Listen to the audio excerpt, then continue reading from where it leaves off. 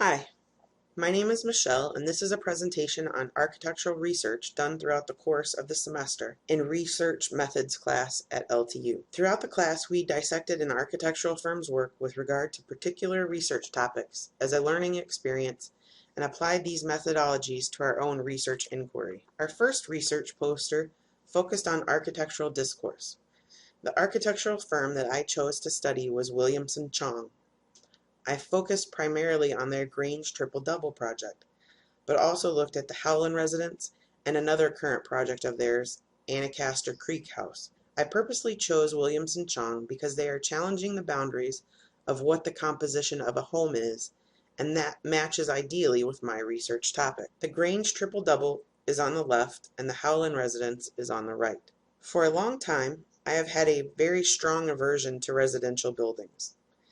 It absolutely astounds me that in a day and age where technology abounds and we want more of everything, that the one place we actually spend a huge chunk of our lives, with our families no less, is the last place that we actually strive for better. Everywhere you look, you see housing developments full of impersonal and less than functional homes. We are all different.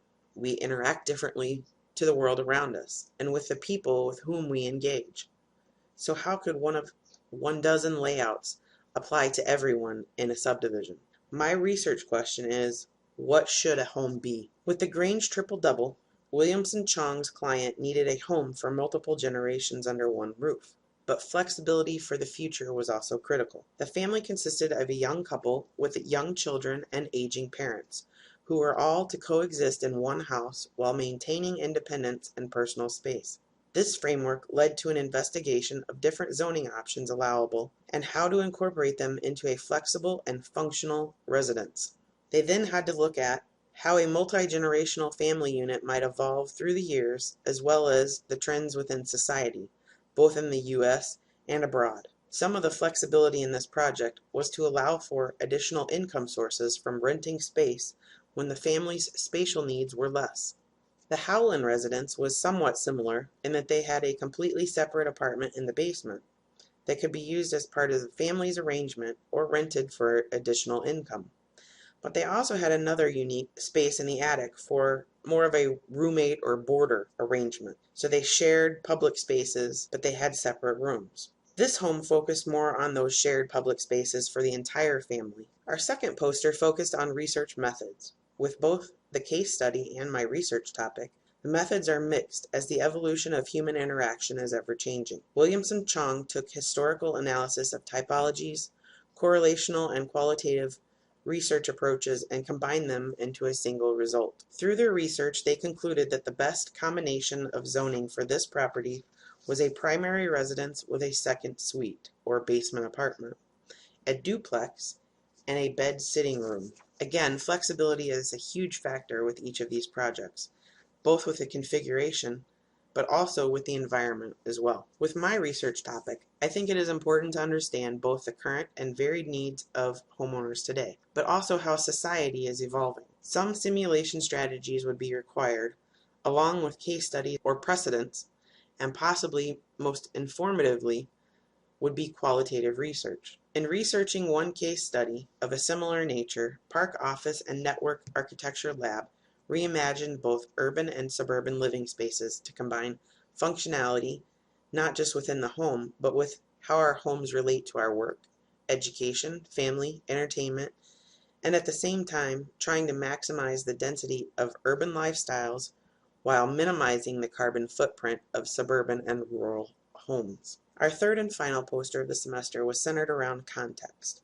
The elements of context that I chose to investigate were program, layout, and site. With my case study, it is clear that the program had to focus on the makeup of the family unit now and in the future for both the Grange and Howland homes. With my research topic, though, there are a wide variety of contextual topics that need to be studied for each and every individual homeowner. This includes the environment. Some people enjoy living in the middle of nowhere, with nature surrounding them. Others prefer the density of urban living. Even those who love urban living have different reasons which need to be explored. Do they enjoy the energy of the people around them, or the views from atop of the city, Or are they concerned about sustaining our resources and impact on our environment? What are their work requirements? Do they have a 9 to 5 office job or a schedule that allows for freedom of location, but they must be online or available from sunup to sundown? The composition of the family unit is also critical here. These programmatic research topics will inform what the home should be for individuals. Layout is informed by program. These functional requirements of family composition, privacy versus shared spaces, and housing typologies begin to indicate certain solutions of the layout. The interior layout allows for the grandparents to be the caregivers to the young grandchildren now, while maintaining their privacy in the evenings or whenever they want to be alone. Later, as the grandparents age, the parents can care for them in a safe and supervised living arrangement, while the grandchildren move on to the autonomy of the basement apartment. The family also had flexibility of outdoor experiences as well as both private and shared spaces. With my research topic, it is important to understand the current trends of interaction as society, along with the individual's current needs, to predict and allow for an adaptable layout. Research shows that the current shift in recent years has been to more open floor plans and large shared spaces as well as luxurious bathrooms. The flexibility of moving walls and making spaces larger is very important. But what else is coming in the future? Smart automation for controlling your thermostat to heating the floor before your alarm goes off in the morning, all done by building management systems, is the next trend. How will this impact our layouts? Can it all be controlled by smartphones, or do we need a command center or some size and shape of infrastructure? And what is coming our way after this? The ability to see into the future can also help to inform the layout of a home today. Finally, we come to site. Site can have a huge impact on a layout, so it is important to understand what the limitations and opportunities are for a particular project. With Grange, the beauty of the double corner lot was the flexibility it provided for private street entrances to the basement and street level apartments, as well as a separate entrance for the family. For my research inquiry, the site can begin to inform the design with the initial understanding of location needs. From there, you can begin to understand how the user will use the site and the home and what opportunities can be provided with different orientations. In conclusion, many opportunities for research exist with regard to informing the definition of a home. There isn't one simple answer, nor should there be a small group of pre-designed floor plan templates to choose from.